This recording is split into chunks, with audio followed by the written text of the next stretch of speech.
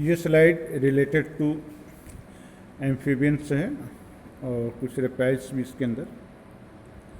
इसके जो सिम्टम्स जो होते हैं, ये 4 वॉकिंग लेग्स है, bones of the pelvic girdle became fuse to the backbone, permitted forces generated by the hinge legs to be transferred to the rest of the body। Means इसका मतलब ये है कि हाइंड लेग पर body का पूरा pressure आ जाता है और जंप करने के लिए काम आ जाता है। अधिकांश amphibians restricted to the damp habitats relying heavily on their moist skin for the gases exchange. ये एम्फीबियंस डैम्प प्लेसेस में इसलिए रहते हैं कि इनके स्किन मॉइस्ट होते हैं, नम होते हैं, जो कि रिस्पिरेशन के लिए, गैसेस के एक्सचेंज के लिए आवश्यक होते हैं। एम्फीबिया के जो शाब्दिक अर्थ हैं, एम्फी मतलब both way of the life, referring to the metamorphosis. ये एक्वेटिक लार्वल से स्टार्ट होते हैं और टेरेस्ट्रियल एडल्ट तक पहुंचते हैं। फर्टिलाइजेशन इसमें एक्सटर्नल होता है। External means eggs and sperms are ejected outside the body and fertilization take place in the aquatic environment। और इसके फर्टिलाइजेशन में एग्स को मॉइस्ट नम इन्वायरमेंट की ज़रूरत पड़ती है। रेप्टाइल्स अर्लियल जो है, ये लगभग कार्बोनिफेरस पीरियड में अपीयर हुए थे।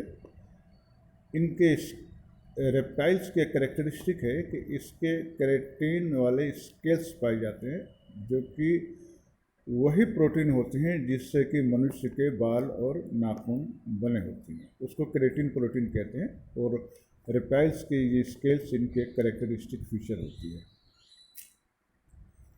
ये इनके एम्ब्रियोनिक जो डेवलपमेंट होता है एम्फीबियंस का, ये एक बहुत ही अलग प्रकार का होता है।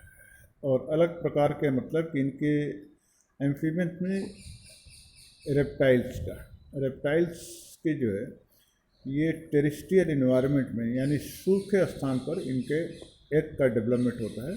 सूखे मतलब बिल्कुल ड्राई स्पेस पर, जिस इसके अंदर रेप्टाइल भी आते हैं, बर्ड्स भी आते हैं और अंडे देने वाले मैमल्स भी आते हैं। इनके सूखे स्थानों पर डेवलप करने के बावजूद भी इसके एम्ब्रियोनिक मेम्ब्रेन इस तरीके से डेवलप होती है कि एक अलग से मेम्ब्रेन बनती है, जिसको कि एक्स्ट्रा एम्ब्रियोनिक मेम्ब्रेन कहते हैं। और ख़ास तौर से एलेंट्राइक, कोरियन और योक मेम्ब्रेन्स पाई जाती हैं।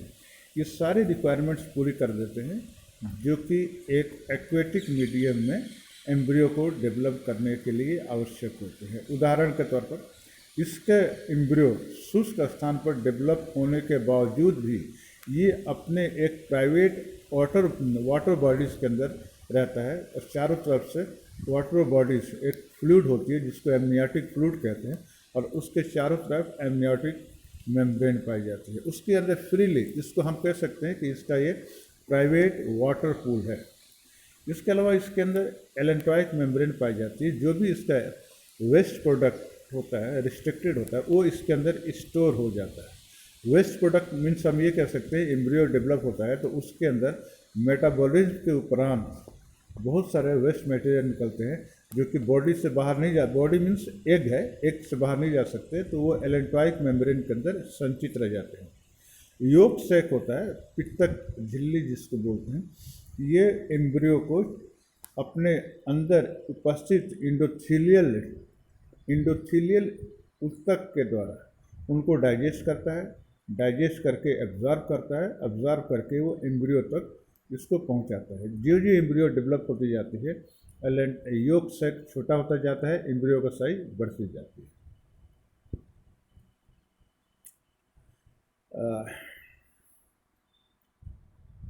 ये एक्स्ट्रा एम्ब्रियोनिक मेम्ब्रेन इसकी एक कैरेक्टरिस्टिक होती है, ठीक है। ये कैरेक्टरिस्टिक होती है, इसको कहते हैं क्लिडोइक एग। और दो तरह के अंडर डिवाइड किया जाता है, क्लिडोइक और एक नॉन क्लिडोइक। तो ये एक्स्ट्रा एम्ब्रियोनिक मेम्ब्रेन सिर्फ कैरेक्टरिस्टिक नहीं है सिर्फ रेप्टाइल की।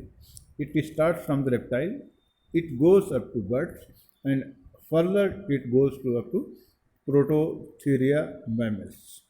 इसलिए इनके अंडे बाहर शुष्क स्थानों पर रहते हुए भी बहुत अच्छी तरीके से डेवलप हो जाते हैं, without any nutrition, without any support, without any, बस इनको ज़रूरत पड़ती है कि एक पर्टिकुलर टेम्परेचर पर इसको इनक्यूबेट किया जाता है। यही कारण है कि पक्षियाँ जो है अंडे देने के बाद उसको एक पर्टिकुलर नॉर्मल टेम्परेचर बनाए रखती है, उस नॉर्मल टेम्परेचर पर ही ये अंडे डेवलप होते हैं। इसके अलावा पक्षियाँ इस अंडे को चारों तरफ से अपने पैरों से, अपने बीक से, चोंच से घुमाती रहती है, ताकि एम्ब्रियोनिक जो मेम्ब्रेन है किसी स्थान पर वो सरफेस से चिपक न जाए, क्योंकि अगर परमानेंट चिपक जाते हैं तो वहाँ से उसका सर्कुलेशन बंद हो जाता है। और इसके अंदर एक और चीज़ आपको बता दूँ, सबसे जो इंटरेस्टिंग होती है कि इनके एग शेल जो है पोरस होता है, छिद्रित होता है, और छिद्रित होने से एक्सचेंज ऑफ गैसेज, इसको लास्ट में एक झिल्ली बनती है, एलेंटोकोरियानिक झिल्ली, उस चारों तरफ से इसके सेल के नीचे आ जाती है और वेस्कुलर होती है। वेस्कुलर मीन्स उसके अंदर रक्त वाहिनियों का संचारण होता है, और संचारण के द्वारा वो एक सेल के संपर्क में आती है। एक सेल पोरस होता है, पोरस होने से वो बाहरी वातावरण से वो ऑक्सीजन का और कार्बन डाइऑक्साइड का एक्सचेंज कर लेते हैं। तात्पर्य ये है कि ये झिल्ली इसका रिस्पिरेशन का भी काम करती है। एक्सपेरिमेंट किया गया था कि अगर इस झिल्ली के चारों तरफ कोई वैक्स पदार्थ लगा दिया जाए, कोई इंसुलेटिंग चीज़ लगा दिया जाए जिससे हवा पास नहीं हो, तो वो एम्ब्रियो डेवलप नहीं हो पाएगा, क्योंकि इसके अंदर ऑक्सीजन का आवागमन नहीं होगा, कार्बन डाइऑक्साइड उसके बाहर नहीं निकलेगी। तो that is a good adaptation to develop a embryo, to develop a egg on the dry land. Dry land होने के बाद भी ये बहुत अच्छी तरीके से उसके अंदर एब्जॉर्ब हो जाता है। ये जो झिल्ली है एलेंट्रॉइड्स, ये दूसरे एलिमेंट्स में जाकर मूत्राशय का काम करती है, परंतु बर्ड्स के अंदर मूत्राशय नहीं होता है, ये एब्जॉर्ब हो जाती है। बर्ड्स में मूत्राशय इसलिए नहीं होता है कि अगर मूत्राशय हो तो बर्ड्स के वज़न बढ़ता है, फ्लाइट मैकेनिज्म डिस्टर्ब हो जाती है, इसलिए उनके अंदर डायरेक्ट फीकल मैटर के साथ उनका यूरिनरी प्रोडक्ट भी एक साथ बाहर आ जाता है।